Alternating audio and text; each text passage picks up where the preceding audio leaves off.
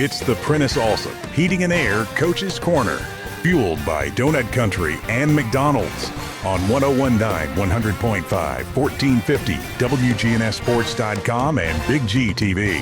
And the Coaches Show, this portion anyway, brought to you by Middle Tennessee Electric, serving our community by providing affordable, reliable, and safe electricity online at mte.com.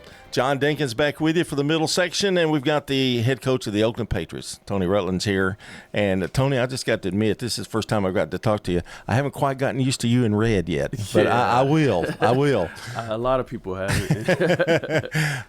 It's been an interesting year for you. I know a lot of changes, getting to know new personnel, and I guess that's the first thing that really hits me is a new coach and getting the kids that you have to learn your way.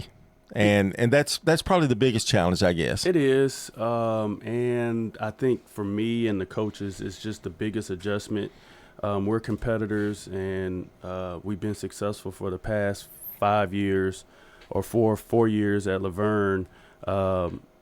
We saw results. Mm-hmm. And sometimes now we have to keep it simple and dumb it down a little bit. But at the end of the day, I don't think we cut out our standards, our non-negotiables, where there's effort on the court.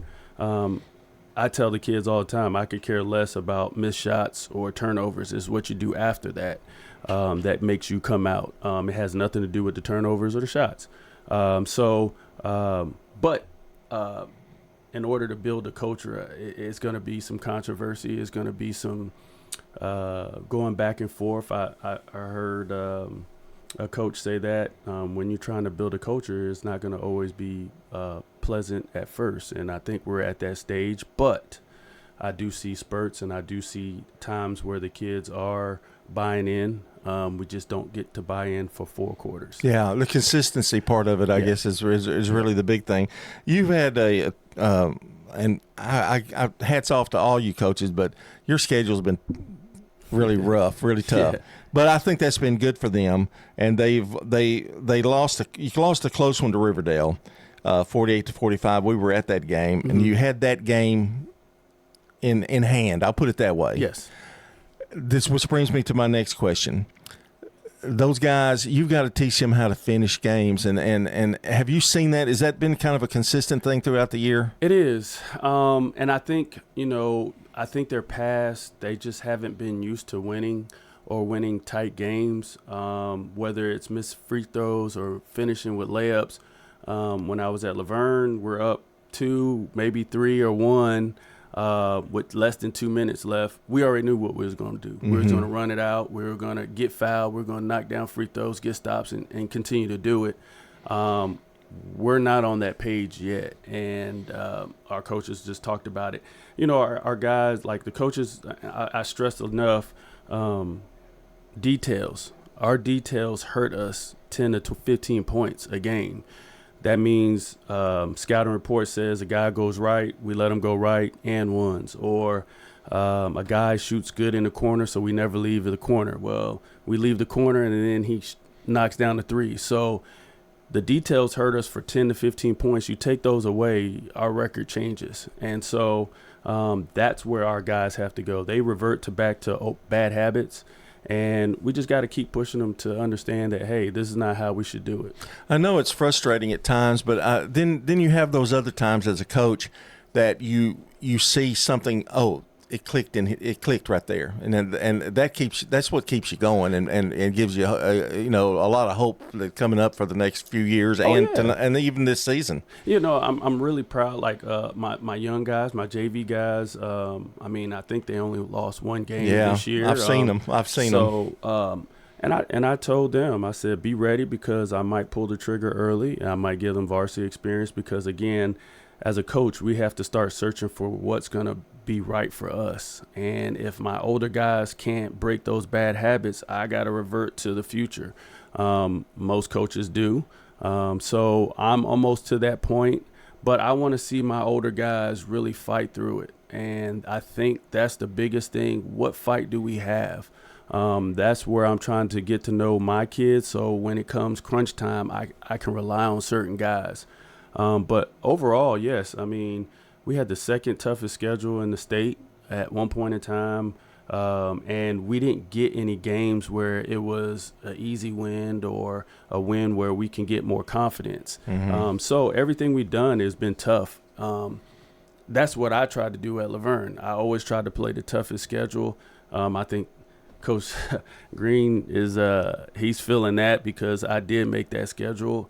And, sometimes the confidence is not there. And I think that's where we're at. But, overall, I think we're still working. On paper, we're a scary team. We just haven't put it on the court yet. We're talking to Tony Rutland, head coach of the Oakland Patriots. A win over Mount Juliet, which was a needed win at a good time. Yes. And a very convincing win. And then a loss to Siegel. Tell us a little bit about that Siegel game. Again, I think it was details. Yeah. Again, details is going to hurt us 10 to 15 points. And you take 4 to 5 plays away, and I think, we're still in the game. And, hats off to Siegel. They shot the ball really well from the outside. I thought that we contained their best players to the most part. We let one guy hit maybe 4 threes, probably from the same spot. I think 3 in a row maybe from the corner. So those are plays where the guys drop their head and then they're like, man, what can we do? And 50-50 balls. We get a stop, we lose the rebound, or we come down and miss a layup. So those are the easy fixes that we have to do. Watch more film, be more disciplined on defense, and practice. I mean, we've had great practices where we show great defense, but we just never carried it on a game where we can play it 4 quarters. And so hats off to Siegel. Again, it's a district game. We're 0-2, but still have a chance. I mean, you're going to have to win out in order to, get a higher seeding. But I'm not really worried about seeding. I just want us to get on page where we're still improving from the end of the year to the beginning. Again, we don't win championships in November and December, but you can win a championship in January, starting February, going into March. So that's where I want us to start clicking then. And we still have some fuel to get it going. Yeah, I think maybe I'm wrong, but I think I'm hearing you say too. They're streaky, and that's really not a good way to put it. The consistency, really. Yes. But they'll play 3 or 4 minutes, and you'll see they're one of the best basketball teams in mid-state. Yes. And then you'll see say what's going on there, and that's part of it, I think. Yeah, and for us, people don't realize it, but I have probably 3 guys that really only have varsity minutes. 3.5, and then everybody else are been like role players or play JV. And so my sophomore class is probably the best class that I've had, as far as talent. But yes, we'll see spurts and we'll get it, but we have to put it together. And again, I think our team is really pushing ourselves more. And once we have somebody who step up as a leader, I think, it'll sky the limit. Yeah, you've got Blackman and Rockville and Smyrna, the next 3. Yep. So this is going to be a telltale for you, I think, to see if we can get that consistency together. Yes. Playing Blackman, of course, they're going to run their offense. They're going to try to pound it inside. And then when you play Rockville, of course, it's more of guard-oriented. So it's going to be 2 different games. 2 different styles, too, isn't it? I mean, Rockville can go up and they can score 100, and Blackman, if they get streaky, they can score, anywhere from 60 to 70 points. But I think for us is we have to understand that it has to be on the defensive end.